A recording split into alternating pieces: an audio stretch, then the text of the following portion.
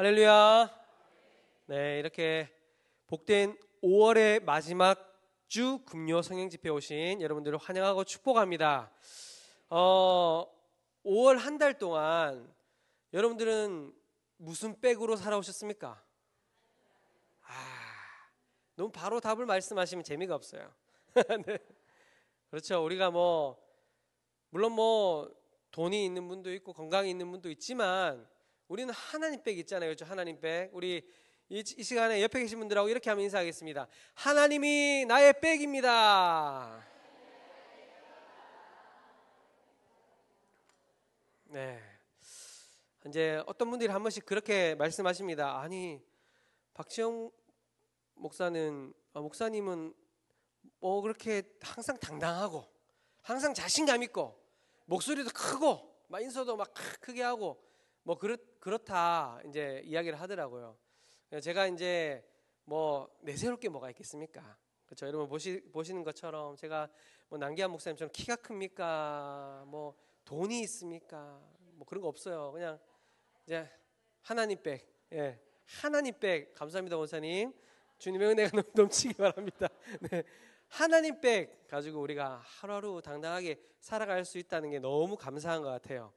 오늘 말씀해 보면 정말 저와 여러분보다 먼저 앞서서 하나님 백으로 정말 담대히 살아간 믿음의 선배가 나오죠. 우리가 잘 알고 있는 다윗의 이제 시편입니다. 오늘 나눌 이 시편 30편은 그냥 단순한 위로의 시편이 아니에요. 이것은 하나님이 우리의 눈물을 닦아주시는 분을 넘어서 슬픔 자체를 춤으로 바꿔주시고 절망 자체를 기쁨으로 바꾸시는 능력의 하나님이시다라는 것을 말씀하고 있습니다. 시편 30편은 다윗이 이제 성전 봉헌을 기념하기 위해서 이제 만든 찬양이다라고 이야기합니다. 이것은 단순한 감사의 노래가 아니라 다윗이 깊은 고난 속에서 경험한 하나님의 놀라운 역사에 대한 생생한 간증이 담겨 있는 시편이에요. 죽음의 위기와 질병의 고통과 교만과 회개 그리고 절망에서 기쁨으로의 그런 극적인 전환을 통해서 우리는 하나님의 성품을 다시 한번 알게 되고 또 묵상할 수 있습니다. 오늘 우리가 함께 확인할 말씀의 핵심은 이거예요. 하나님은 슬픔을 기쁨으로 바꾸시는 능력의 하나님이시며 오늘도 우리 삶 가운데 그러한 기적을 행하시는 분이시다라는 거에 오늘 말씀의 핵심입니다. 여러분의 삶에도 저와 여러분의 삶 모두에 깊은 수렁 같은 시간이 있잖아요. 그렇죠? 깊은 수렁 같은 시간들이 있으셨을 거고 또 지금 그런 시간을 보내는 분도 계실 수도 있고 또 앞으로 그런 일들이 우리에게 닥치기도 할 겁니다.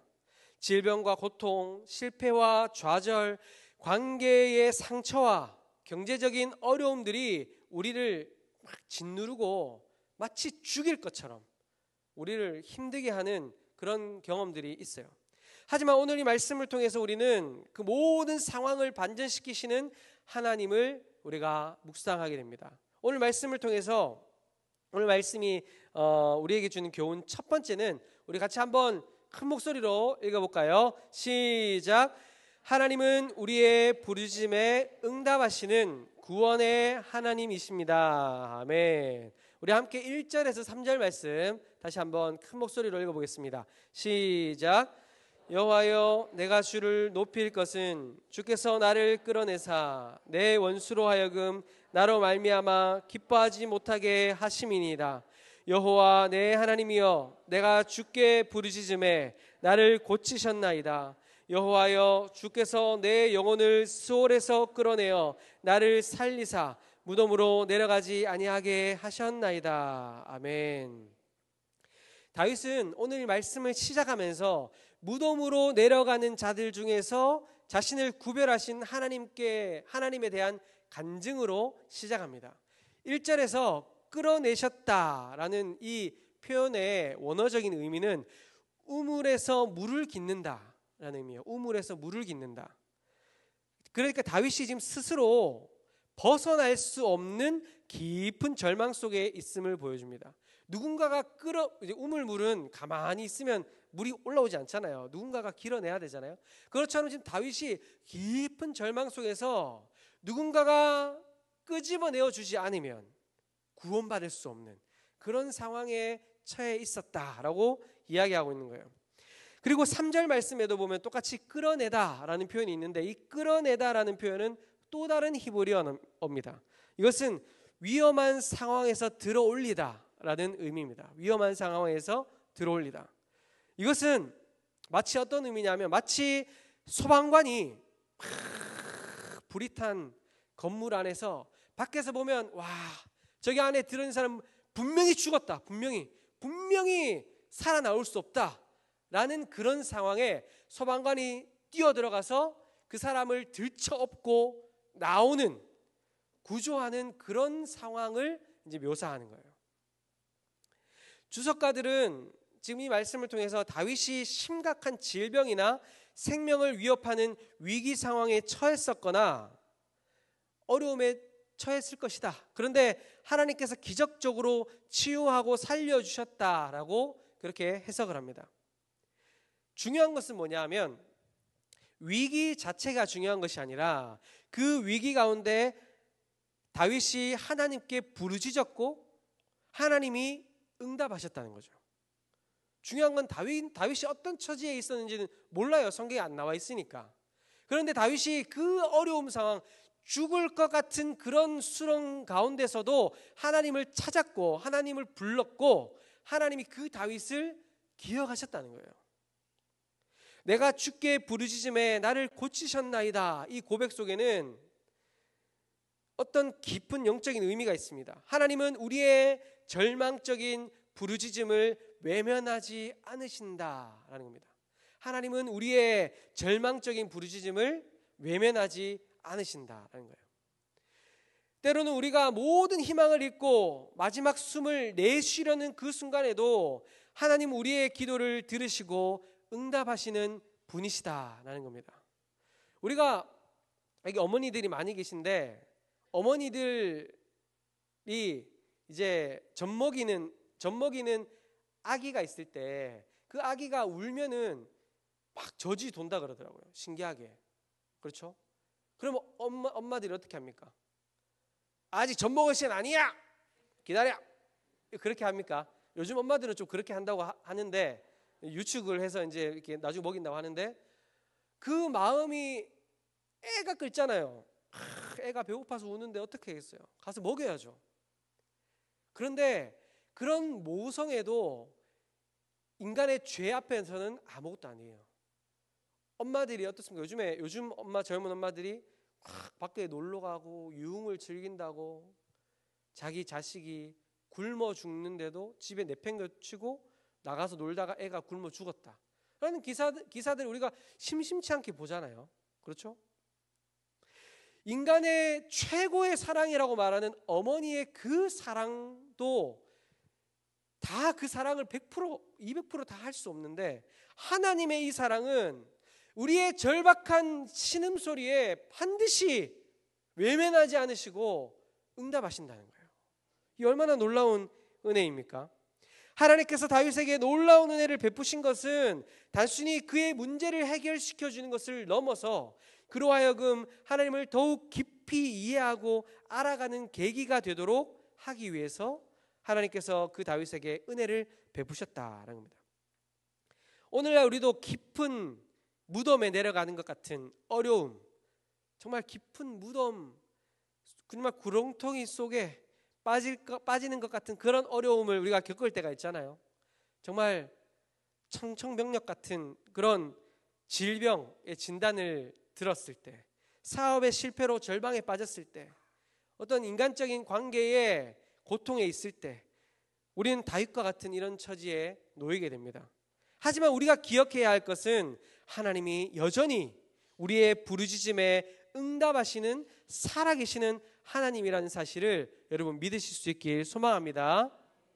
우리 두 번째 같이 한번 큰 목소리로 한번 읽어보겠습니다. 시작. 하나님의 은혜는 우리의 교만을 깨뜨리고 회복하십니다. 아멘. 우리 6절 7절 말씀 같이 한번 읽어볼까요? 6절 7절 말씀입니다. 시작.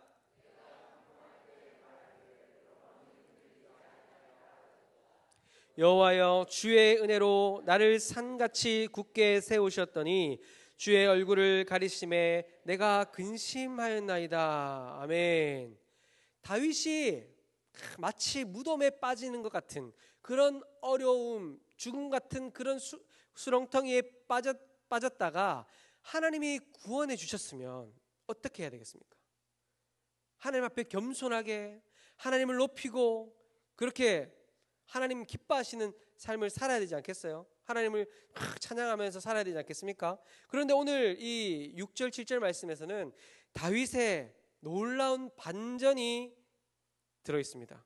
구원받은 후에 안정된 삶을 살던 다윗은 영원히 흔들리지 아니하리라 라고 그렇게 자신하고 있습니다.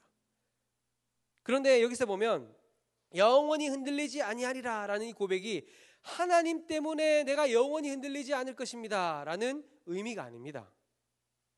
여기에서는 자기 자신에 대한 과도한 확신이 들어있어요.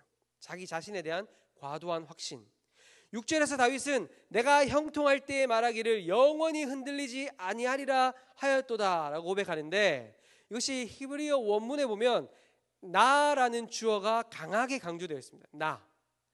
그러니까 이것은 내가 나의 형통함을 만들었다, 내가 나의 형통함을 만들었다라는 다윗의 교만함이 담겨 있는 거예요. 사랑하는 성도 여러분, 이것이 다윗만의 연약함입니까? 인간의 연약함이잖아요. 인간의 연약함. 하나님의 은혜로 회복되고 축복받으면 우리는 쉽게 그 은혜를 잊고 자신의 능력을 과신하게 됩니다. 다윗도 예외가 아니었죠. 그러나 하나님은 그 교만함을 그대로 두지 않으셨습니다. 왜냐하면 다윗을 사랑하시니까요. 형통할 때 사람들은 종종 하나님을 잊고 스스로 모든 것을 통제할 수 있다고 생각하는 경향이 있습니다. 형통함이 오히려 하나님과의 관계에서 멀어지게 하는, 하나님과의 관계를 멀어지게 하는 요인이 되기도 합니다. 성경에서 다윗이 하나님께 책망받았던 대표적인 두 번의 사건이 있잖아요. 그렇죠? 밧세바와의 사건, 또 인구조사의 사건. 이 대표적인 사건들이 언제 일어난 일입니까? 가장 형통한 시기에, 가장 태평한 시기에 일어난 사건 아닙니까? 특히 역대상 21장에서는 사단이 다윗을 충동해서 군사의 수를 헤아리게 했다라고 기록되어 있는데, 이것은 나를 내세우는 교만이 사단의 충동에서 비롯될 수 있다는 것을 나타내주고 있습니다. 주의 얼굴을 가리심에 내가 근심하였나이다 라는 이 말씀에서 하나님의 얼굴이 숨겨졌다는 것은 하나님의 하나님의 임재와 보호하심이 일시적으로 다윗에게서 끊어졌다는 것을 이야기하고 있죠. 이것이 바로 하나님의 지혜로운 징계 방법이었습니다.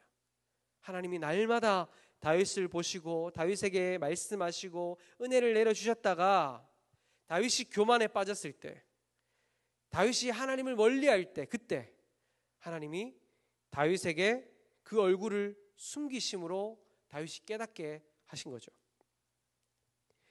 우리가 이제 자녀들을 키우다 보면 어릴 때는, 물론 뭐 아기 때는 자신들의 의지가 없으니까 엄마 아빠가 먹이고 입히고 해주는 대로 다 하잖아요. 그러다 보면 이제 좀 크니까 참 이게 힘들어요. 저희 집에 이제 딸 둘이 있는데 첫째는 엄마가 세팅해 준 대로 잘 입습니다. 근데 둘째는 팬티부터 해서 팬티에 무슨 무늬가 자기는 싫니, 색깔 이거는 나는 싫고, 양말 이게 싫고, 뭐 머리부터 발끝까지 다 싫대요. 다 싫대요. 자기 마음대로 하고 싶대요. 그래서 그러면 부모가 어떻게 합니까? 마음대로 해봐라. 내버려두죠. 마음대로 해봐. 그러다가 보면 어떻게 됩니까? 나중에 양말 하나, 또 옷 단추 잠그는 거 안 되잖아요. 어리니까 안 되잖아요. 그제서야 뭘 깨닫습니까? 아, 내가 엄마 아빠가 없으면 안 되는구나. 그때 이제 찾는 거죠. 엄마, 아빠 단추 잠궈줘, 뭐 해줘, 양말 신겨줘. 아이들은 우리 그렇게 가르치잖아요. 하나님은 다윗이 다시 자신의 연약함을 인정하고 오직 하나님만이 진정한 안전과 평안의 근원임을 깨닫기를 원하셨습니다. 우리의 신앙생활에도 이런 경험들이 있죠. 사업이 잘 되고 건강하고 가정이 평안할 때 우리는 쉽게 기도를 소홀히 하고 또 하나님을 의존하기보다 내 자신의 능력을 믿을 때가 있어요. 우리는 연약하니까요. 내가 이렇게 하니까 좀 잘 되네. 막 힘들고 어려울 때는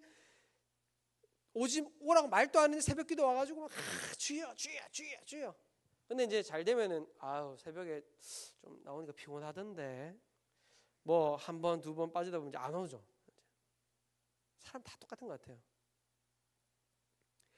그러나 하나님은 우리를 사랑하시기 때문에 때로는 우리에게 어려움을 허락하셔서 우리로 하여금 다시 하나님을 찾게 하십니다.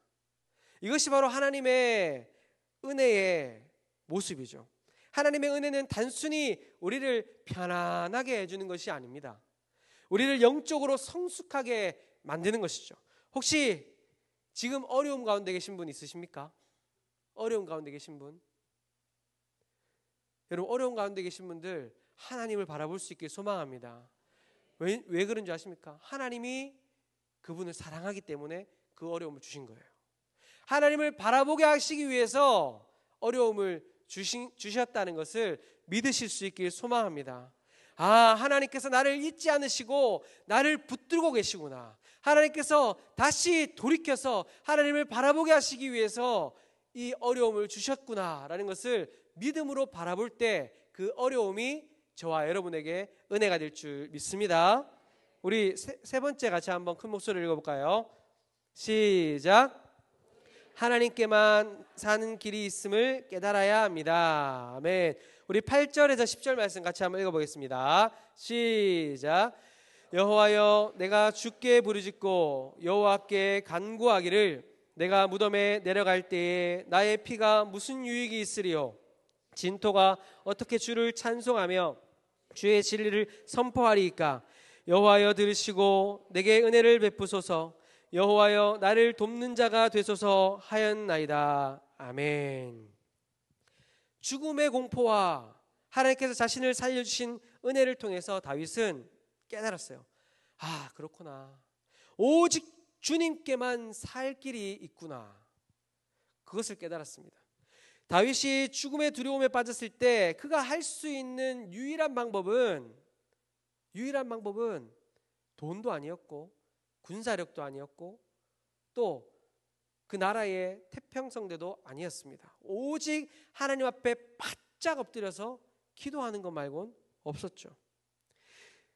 다윗은 하나님, 제가 무덤에 내려가면, 즉 제가 죽게 되면 하나님을 찬송할 수 없고 하나님의 진리를 세상에 선포할 수도 없습니다. 그러니 제게 은혜를 베푸셔서 저를 살려주십시오라고 하나님 앞에 부르짖을 수밖에 없었던 거예요. 8절에서 보면 여호와여, 내가 주께 부르짖고 라고 말씀할 때 이 주께라는 단어가 이제 문장 앞에 강조되어 있는데 이것은 기도의 대상이 오직 하나님 한 분밖에 없음을 강조하고 있습니다. 인간적인 모든 것들을 보더라도 세상의 그 어떤 영광을 보더라도 하나님 말고는 의지할 것이 없다라는 것을 지금 다윗이 강조하고 있는 거죠. 다윗은 형통할 때 자신을 강조했지만 다윗이 형통할 때 자기 자신을 강조했지만 죽음의 그 어려움 가운데서 자신의 힘, 재물, 군사력이 아무것도 아님을 깨달았을 때 오직 하나님만이 살 길임을 알게 되었습니다. 인생은 스스로 해결하려고 평생 고단하게 동분서주하지만 결국 해결되지 않는 문제에 직면합니다. 세상에서는 그 해결되지 않는 문제 앞에서 어떻게 합니까? 세상 사람들은 더 인간적인 방법으로 그 해결 방법을 찾기 위해서 발버둥을 치잖아요. 돈을 사용하고 인맥을 사용하고 어떻게든지 그 문제를 해결하려고 막 수단과 방법을 가리지 않고 안간힘을 쓰죠. 그러나 하나님의 백성들, 저와 여러분들은 어떻습니까? 해결되지 않는 높은 성벽 같은 문제 앞에서, 정말 끝이 보이지 않는 터널 같은 그 어려움 앞에서 우리는 더 겸손히 하나님을 바라보게 되죠. 왜냐하면 나 자신을 바라보든 내 주변을 아무리 바라봐도 이 해결할 수 있는 방법이 없어요. 하나님을 붙잡을 수밖에 없는 겁니다. 어려움 가운데 하나님을 바라보고 하나님의 일하심을, 하나님이 일하실 것이다 라는 것을 믿음으로 바라볼 수 있는 것이 얼마나 큰 은혜입니까? 그 은혜를 믿으실 수 있는 저와 여러분 될 수 있길 소망합니다. 세상의 어떤 권력이나 명성도 생명을 구원할 수 없지만 오직 하나님만이 우리를 살리시는 분이십니다. 따라서 우리는 하나님을 의지하고 기도해야 되죠. 기도는 우리의 연약함을 하나님 앞에 고백하는 것이고 하나님을 의지하는 믿음의 표현이기 때문입니다. 그렇기 때문에 저와 여러분들이 오늘 이 밤에 기도의 자리에 나온 거 아니겠습니까? 그렇죠? 하나님 일하심을 믿기 때문에. 우리 마지막 네 번째 같이 한번 큰 목소리로 읽어보겠습니다. 시작. 하나님의 노염은 잠깐이요 은총은 평생임을 깨달아야 합니다. 아멘. 우리 5절 말씀과 11절 12절 말씀 같이 한번 읽어보겠습니다. 시작. 잠깐이요 그의 은총은 평생이로다. 저녁에는 울음이 깃들일지라도 아침에는 기쁨이 오리로다. 주께서 나의 슬픔이 변하여 내게 춤이 되게 하시며 나의 베옷을 벗기고 기쁨으로 띠띠우셨나이다. 이는 잠잠하지 아니하고 내 영광으로 주를 찬송하게 하심이니 여호와 나의 하나님이여 내가 주께 영원히 감사하리다. 아멘. 교만하여 자신을 내세우다가 죽음의 두려움 앞에 완전히 무너져서 하나님께 기도로 나아갔을 때 하나님께서는 다윗에게 다시 돌아오십니다. 다윗에게 돌아오셔서 기회를 주시고 다윗을 세워주시는 거죠. 하나님은 다윗의 기도를 들으시고 그를 죽음의 고통에서 건져내 살려주셨습니다. 11절에 주께서 나의 슬픔이 변하여 내게 춤이 되게 하시며 나의 베옷을 벗기고 기쁨으로 띠띠우셨다 라고 이렇게 고백하는데 다윗의 상황이 완전히 역전됐다는 것을 보여주죠.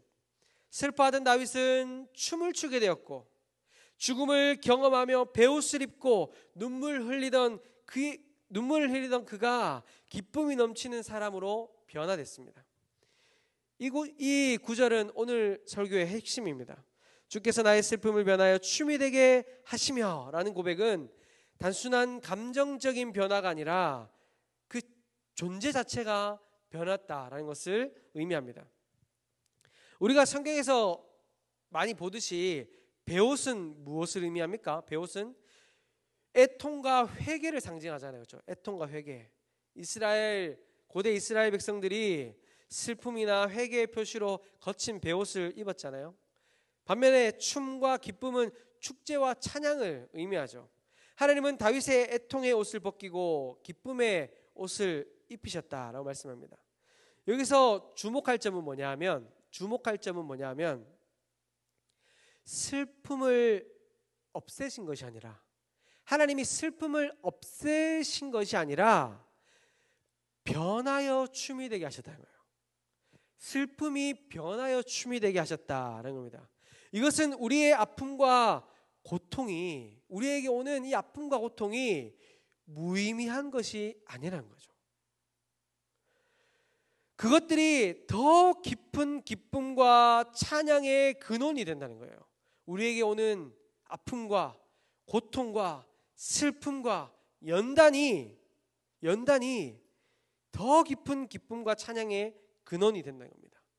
우리가 경험한 고통의 깊이만큼 하나님의 은혜에 대한 감사도 깊어지는 거죠. 그렇지 않겠습니까? 우리가 어려움이 없고 날마다 좋아요. 뭐 어려움이 있어도 깨작 잠깐 어려움이 있으면 하나님이 우리에게 은혜를 주셔도 은혜인 줄 모릅니다. 그렇죠? 그런데 우리가 어려움이 끝없이 정말 수월 깊이 빠지는 것 같은 어려움을 겪었을 때, 그 가운데 하나님이 우리를 건져주셨을 때 그 기쁨이 얼마나 크겠습니까? 이러한 하나님의 놀라운 은혜 앞에 다윗은 5절에서 말씀하죠. 그의 노염은 잠깐이요 그의 은총은 평생이로다. 저녁에는 울음이 깃들일지라도 아침에는 기쁨이 오리로다. 다윗이 교만하여 하나님을 떠났을 때 그에게는 죽음의 고통과 원수들의 조롱이 찾아왔습니다. 그러나 다윗의 고난은 영원하지 않았습니다. 하나님의 외면과 진노는 아주 잠깐이었어요. 다윗이 자신의 교만을 깨닫고 하나님께 기도로 나아갔을 때 하나님께서는 다윗에게로 돌아오셨고 그를 살려주셨습니다. 이러한 경험을 통해 다윗은 하나님의 은총이 너무 크다, 그리고 영원하다라고 고백합니다. 따라서 다윗의 고백, 그의 노염은 잠깐이요 그의 은총은 평생이로다 라는 이 하나님의 진노가 시간적으로 일시적이고 또 그 은총은 영원하다라는 그런 의미뿐만 아니라 하나님의 은총이, 하나님께서 우리에게 주시는 그 은총이 하나님의 진노보다 훨씬 크고 강력하다라는 것을 지금 다윗이 고백하고 있는 것입니다. 사랑하는 성도 여러분, 저와 여러분을 사랑하시는 하나님의 그 사랑이 이만큼 크고 강렬하다는 거예요. 우리가 잘못된 길로 갈 때 하나님이 우리를 채찍질 하실 수 있죠. 그때 채찍질 하실 때 죽어! 맞고 죽어! 그렇게 하시는 분이 아니에요. 그렇죠? 하나님의 진노가 있지만 그 진노가 아프고 어떨 때는 정말 너무나 고통스러운 것처럼 느껴지지만 그 진노와 그 고통 이후에 주실 하나님의 크신 은총은 한이 없다는 거예요. 아무리 큰 죄인이라 할지라도 하나님께 나아갈 수는 있는 이유가 바로 여기에 있는 거죠. 하나님의 은총이 우리의 어떤 죄보다도 크기 때문에 아무리 큰 죄를 지었더라도 하나님께서는 은총을 베푸십니다. 하나님은 사랑이시기 때문이에요. 그 어떤 죄의 깊이와 넓이와 크기보다 하나님의 사랑은 끝이 없습니다. 그래서 죄인인 우리가 하나님께 아버지 하고 달려갈 때 하나님은 역시나 정말 바보처럼 또다시 우리를 사랑으로 안아주시는 것 아니겠습니까? 어떤 잘못을 저질렀더라도 하나님 앞에 되돌아올 수 있는 저와 여러분 될 수 있길 소망합니다. 아유, 나 같은 게 무슨 하나님 앞에 용서를 비나, 나 같은 게 무슨 하나님을 아버지라고 부르나, 그렇게 생각이 들 때가 있어요. 우리의 모습을 볼 때. 그래서 하나님 앞에 오히려 멀리 떠나서 꽁꽁 숨어 계시는 분도 있습니다. 그러나 언제라도 죄가 떠오르고 나의 연약함이 떠오르면 하나님께 돌이킬 수 있길 소망합니다. 그럼 하나님이 받아주시는 거죠. 여호와께서 말씀하시되 오라 우리가 서로 변론하자. 너희의 죄가 주홍 같을지라도 눈과 같이 희어질 것이요 진홍같이 붉을지라도 양털같이 희게 되리라. 이 이사야서 1장 18절의 말씀이 지금 이 자리에 앉아있는 저와 여러분들에게 이미 성취된 말씀 아닙니까? 우리가 이 말씀을 믿고 의지하면서 하나님 앞에 담대히 나아가는 거잖아요. 이는 잠잠하지 아니하고 내 영광으로 주를 찬송하게 하심이니 라는 다윗의 고백은 개인적인 회복, 다윗의 회복이 그냥 다윗이 죽음의 구렁텅이에서 하나님의 은총으로 회복된 것이 다윗 개인에게만 주어지는 은혜가 아니라는 것을 이야기하고 있습니다.